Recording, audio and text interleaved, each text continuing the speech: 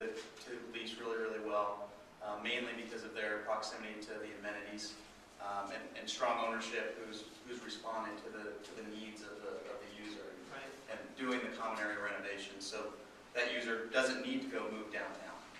Right, especially 3003 Phoenix Corporate Center.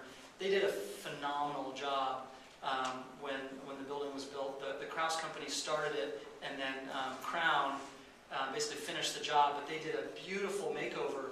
But it's not just makeovers, it's amenities like we talked about before. You have to have a restaurant, you have to have a building conference training room, you have to have a small gym, and they've done all those things. And because they've done all those things, they've been really successful in leasing the building.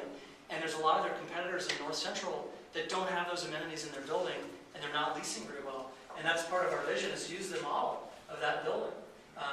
There have been some definite failures in downtown North. A lot of bad timing with a lot of the purchases that were done there were 2005, 2006. And those owners are just in a really, really tough spot.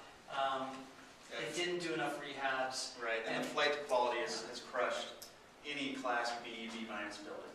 Right, and there's a B- building has very little shot to get a new tenant, A, or to retain its tenancy. The options are just limitless out there, and the rates for Class A and B+ buildings are equivalent or lower than what they're currently paying. So it's kind of a no-brainer for a lot of tenants. Yeah. So we think. Any questions? Yeah, we think unless. Sorry. Yeah, there's one. Flight to quality and a variety of other things there. You're making sort of an equation that people in North Central are moving downtown. Yes. If you were to rank those other alternatives for them, where are they? 24, Yes. 10, whatever.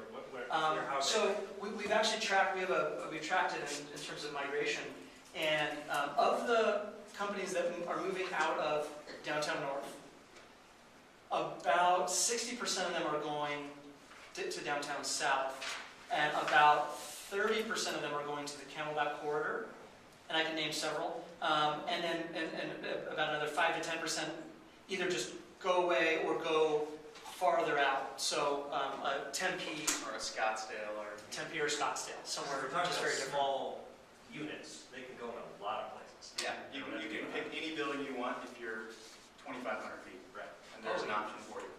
Hundreds. Hundreds. Every building. Yes. So yeah, that's what's been happening. So we think these owners, we're advocating because we work for many of them. We just need to keep focusing on the user that is going to be a full floor or smaller. Once you start dealing with multi-floor users in that submarket, you just really run into lots of inefficiencies with the way that they're going to lay out in a building like you would see in North Central, the smaller kind of donut-shaped buildings with the center core versus some of the buildings down here or on Camelback or other submarkets that can do a big rectangular floor plate. So focus on the smaller users. And it's going to still continue to be a move-up market, for the next 2 years, really. So for the Midtown market, you're going to be going after a lot of the Squaw Peak buildings, a lot of the 3rd Street to 20th Street type buildings, around the Phoenix Country Club area. So.